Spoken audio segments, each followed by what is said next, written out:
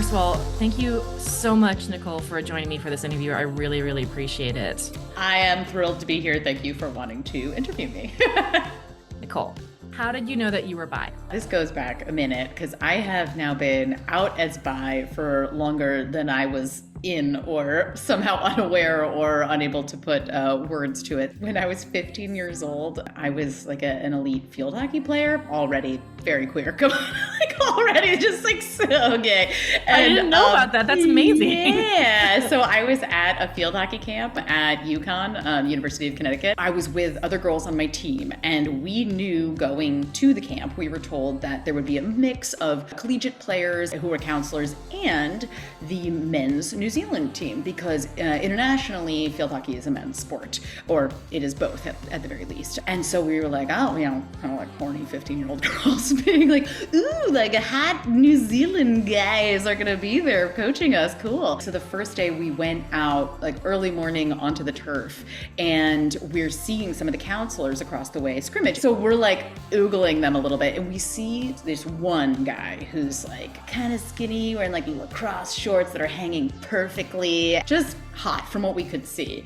And then all of the counselors were called over, and when this one counselor was coming over who we all had our eye on, she took her hat off, and it was a girl with a shaved head. And everyone was like, oh my God, I can't believe I thought a girl was hot. This is so weird, whatever. And I was like, I'm looking at her and like the cognitive dissonance of being like, I know this is a girl. I know it's a girl. And she's still really hot. Nothing has changed for me. What do I do with this information? That night, I took like a 2-hour walk by myself around the campus. I tried to, on payphone, because that's where we were at the time, tried to call like my best guy friends, because I was like, I can't talk to any of the girls around here about it. They'll be so freaked out. Like I didn't want to alienate anybody in like a locker room situation, couldn't get in touch with anybody, but just sort of over the week, I like held this crush for this chick who was named Ricky. Many years later, I had on my podcast, found her and had on my podcast, which was the coolest thing. That was the beginning of it, where you have that one realization, and then all of the sudden it's like, oh my God. And now this makes sense. And now,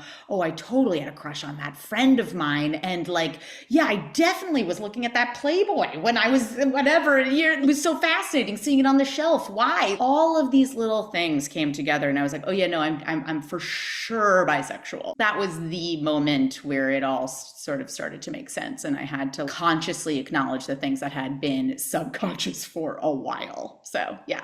What has it been like for you to be out as a bi artist? When you see me doing this work out in the world and have played a lot of queer roles, that part of me isn't just pretend. And I've always had the philosophy that when you see somebody else living their truth, it gives you a certain permission to live your own. And so I feel very honored and privileged as an out bi artist to hopefully inspire other people who may be trepidatious or maybe questioning or maybe just like at the beginning of their journey to explore that and to come out if they feel called to do so. Is there anything about yourself you would like to share that might surprise people to know about you? If you were a listener to my podcast, Coming Out Pod, you would have heard me say this multiple times. I am, in addition to being an artist, very interested in ministry, and specifically under the umbrella of Unitarian Universalism, because to me, that is the closest organized religion to sort of the way that I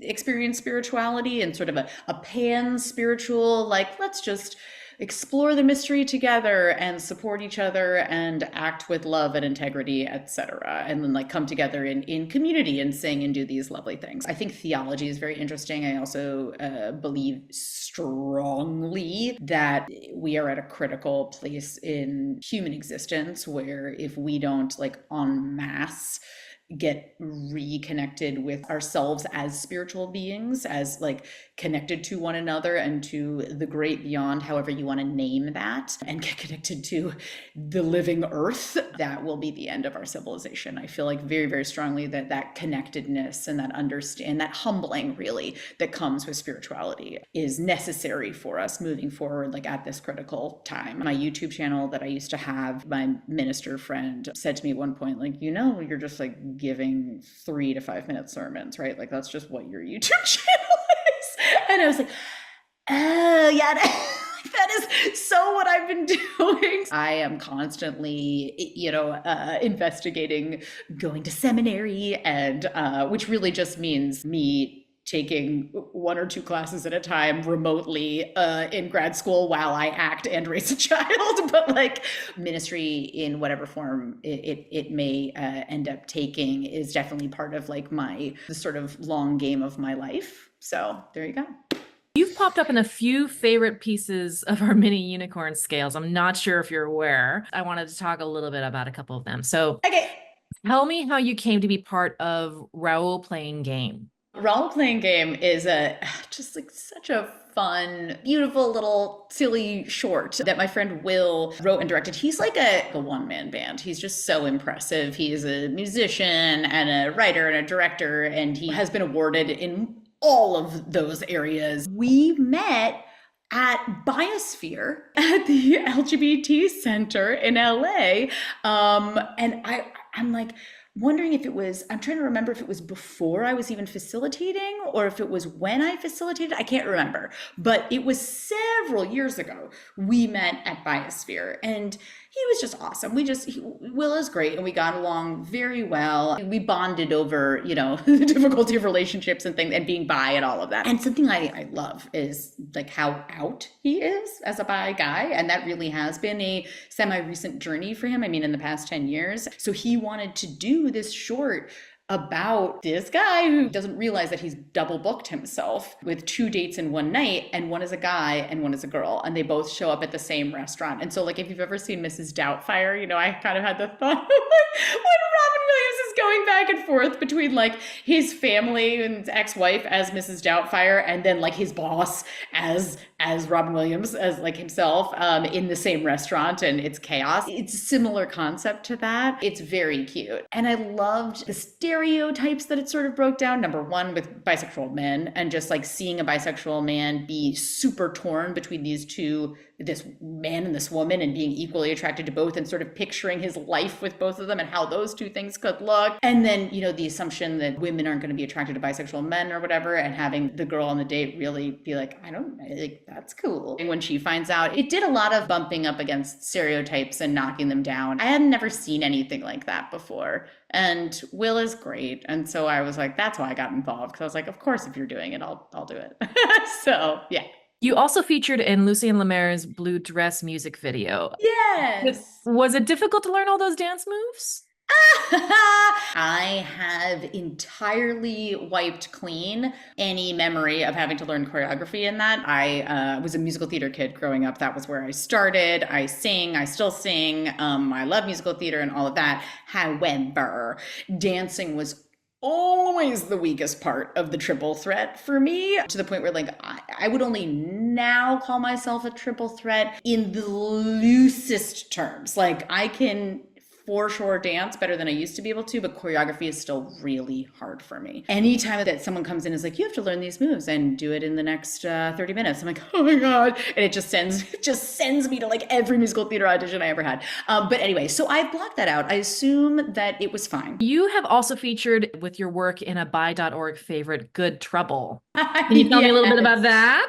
Yes, I can. It was exciting to get cast in Good Trouble, particularly because I knew that it was a bi favorite. And I had other bisexually identifying friends who were on the show as well. I will say I almost didn't take the audition because it was a co-star and it was only a few lines. But I took it because it was a new love interest of one of the main characters, and it had the potential to come back. And then I didn't come back. So it was like fun and also a bit of a nothing burger at the same time, I guess. If I remember correctly, I think that character I played was a lawyer. I got to play out my queer lawyer fantasies on Criminal Minds in a much more expansive way. So no regrets. You've also expressed yourself through self-produced work. I'm thinking specifically about your series on YouTube, the Only Us series. Can you tell me a little bit about how that came to be and what you got out of it? My YouTube channel started out as The Nicole Show because basically it was something that I had been toying with for a long time. I've never really only been an actor. I've always been multi-hyphenate. That's been more of my jam. And I was really interested in doing more, whether it was like little sketches or direct-to-camera addresses, bringing me to a thing in a way that was unmasked, that was not underneath a character, basically. And so I thought YouTube channel, and at the time that was like a very big thing. And really the impetus for finally starting it was that unfortunately my sister passed away, and it really like completely rocked my world in every single way possible. One of the ways in which I coped at the time was diving into the YouTube channel. While I did a few sketches at the beginning and here and there, it pretty quickly became direct to camera, authentic, vulnerable conversations, things that I was experiencing, things that I was grappling with, mini sermons, if you will. Several of those videos were about my sister, but then they were also just about like life and kind of getting real. And in doing that, I did an entire series on bisexuality and bisexual visibility and different things that I had come up against or was actively dealing with and wanted to talk about to other bisexual people out there. That was the goal. And I had switched it. I forgot when. It was later in the game, but I switched it from the Nicole show to Only Us. Only Us felt like a way of being like, we can be safe. It's only us in here, but also it's not only us. It's not only us who are feeling these things. We're all feeling these things. We can have this only us community in which to bond and feel safe, and also recognize that we're having a universal human experience. And so many more people are feeling the things that I'm talking about and that you're commenting on and whatever than we think. So that was the idea. Yeah. Perhaps one of your most prominent successes in recent years is your recurring role in Criminal Minds. Yeah. So Rebecca Wilson, a DOJ prosecutor who also has a same-sex relationship with Aisha Tyler's character. Yes. What that experience was like. How has the feedback been for you playing such a prominent and queer character on a major streamer? So Rebecca and Aisha's character, Tara Lewis, it was like a hot and heavy romance in season 1 of Evolution /16. I've now shot 3 seasons with the show. My first season, which was season 16, the first of Evolution, I was on 5 episodes.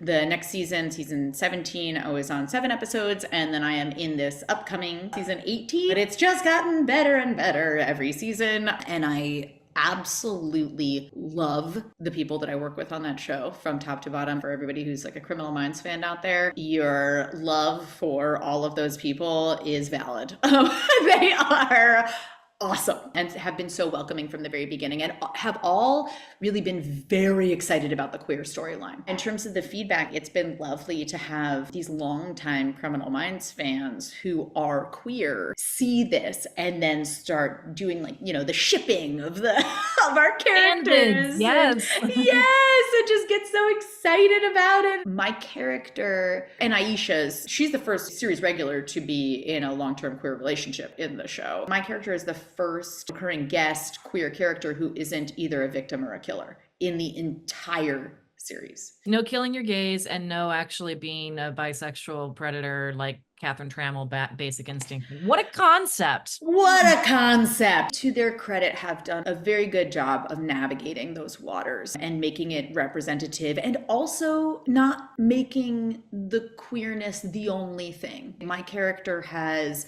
a full work storyline, a full love life storyline. The issues between the two of them do not have to do with their sexuality. They have to do with conflicts of having an interpersonal relationship at work, and then things that we didn't communicate properly, and all these things that come up in any relationship of all stripes. Rebecca Wilson even has her own like wiki page. Does that feel like, does that feel cool? Is it surreal? Is it like I've finally arrived? Like, how does that feel to you? Criminal Minds has felt like, oh, I've finally arrived, but then also like you never finally arrive as an actor. You keep trying to get jobs and then you die. Like, that's you know, you're hoping for your big break or your Meryl Streep. There's no in between. There's no in between. My extraordinarily accomplished, high profile co-stars I have seen do self-tapes, and I'm like, oh man, you're still doing it? Like, we're all still doing it. For many years, you hosted the Coming Out podcast. Mm-hmm.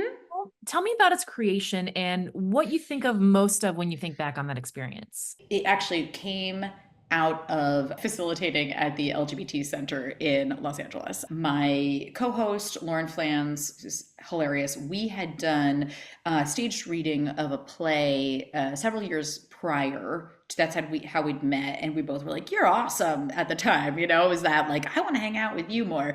And shortly after Trump was elected, Lauren was like, "I need to do something so that I feel like I'm helping." What she decided to do was volunteer as a social group facilitator at the LGBT Center, and she brought me in after like my first training. Lauren approached me and said, "Hey, what do you think about a podcast?"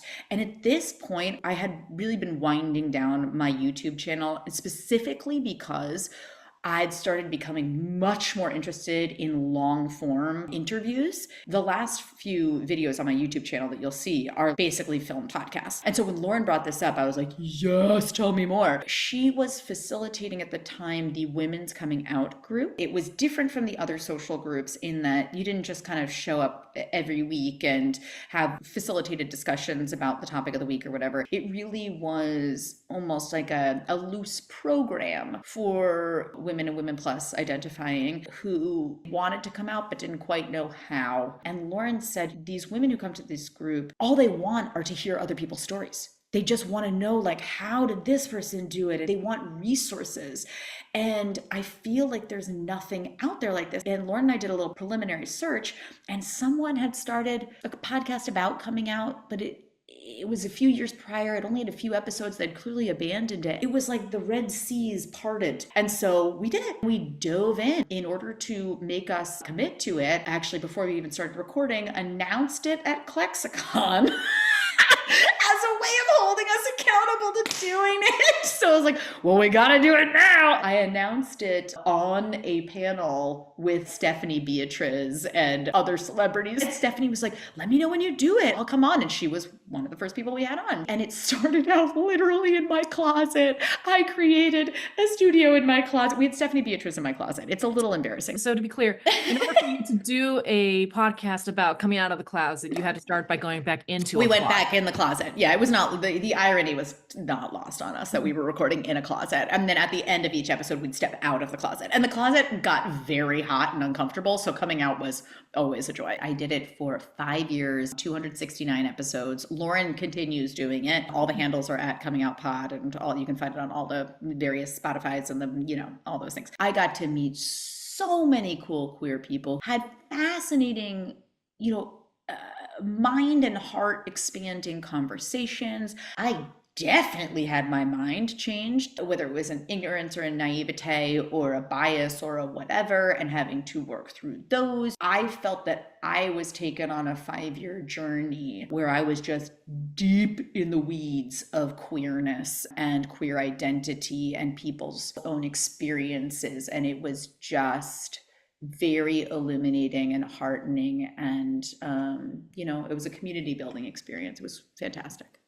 You're also openly in bi-poly relationships and hold workshops on alternative relationship structure dynamics. How did that come about in your life? I am in a bi-poly relationship currently, and I also was previously in a different configuration. One of those partners was different for 5 years. So I've now had multiple experiences in this realm over the past almost 10 years. I call polyamory my second coming out journey. For me, intimately tied to my bisexuality, but it was also something that was running parallel to it. There was a deep need in me to prove that I wasn't the greedy bisexual stereotype. I could be monogamous and loyal and committed and blah, blah, blah, blah, blah, blah, blah. And I had so much of that shaming going on in my brain and internalized biphobia until the past 10 years. Really, polyamory has not been in the zeitgeist. So it's not like I had language to be able to be my capacity to love, more than one person is not a dirty, shameful, greedy thing. There's actually a name for this. Monogamy does not have to be the default relationship orientation. Once I kind of came to terms with that, I started exploring it. I came out as poly on my podcast on Coming Out Pod. I want to say it was 2019. And when I'm out, I'm out. It's the same thing as like being bisexual. Like I can't shut up about a thing. I'm like the flag waving person. What I'm very careful with in terms of being a bi-poly person is that I don't pretend to represent all bisexual people. I know many bisexual people who feel more monogamously identified or just frankly prefer that because it is less complicated. I'm very careful when I speak about polyamory not to collapse it with bisexuality. And I can say that for me, they are interconnected, but they are also different. I do also find that bisexual people and queer people in general, frankly, tend to be more open to polyamory, I would say, on the whole, because we're already thinking outside the box. And in terms of the workshops, hey, if you want to attend one, I'll be posting about it at Nicole Pacent. I've done several panels speaking on polyamory because people are very interested. I'm just honestly responding to a demand. Like I cannot tell you how many people, both friends of mine, acquaintances of mine, fans and followers, have DM'd me or reached out over the past few years saying, hey, can we get coffee and talk? Or would you mind if we had an online conversation about this? Or could we Zoom? Could we maybe hop on a phone call? I just need to pick your brain. I'm going through this. And I'm just like, I really should start doing group calls and group sessions because like it's more efficient, but also because then everybody can meet each other and recognize we're not alone in this too and connect and that there are communities around this. So that's where that has come from. I don't pretend to be an expert on any of this. I'm just bringing my experience, but I think that community building is extraordinarily important for polyamorous. So there you go. Do you have any future goals for your career you'd like to talk about or dream roles that you'd love to go for? Theater is my first love. It always will be. I absolutely want to still be on Broadway, not really in a musical. I want to perform Shakespeare at a very high level. I absolutely love Shakespeare. I love classical theater. Ultimate career goals are being in major sci-fi fantasy, like prestige shows and films, a la Lord of the Rings, Sandman, R.I.P., unfortunately, Game of Thrones, etc. Living in that realm. I'm just a big old classical theater nerd at heart. Everything that stems out from that is what I want to do. So there's that. But then in other ways, I want to create and star in my own series. I have one that I'm shopping around. So there's that. And if that doesn't go, I'll create another one. That's where I'm at in terms of the acting Hollywood of it. And then other career goals include being a minister and then maybe a politician or a social leader of some sort. Who knows? Life is long. Yeah.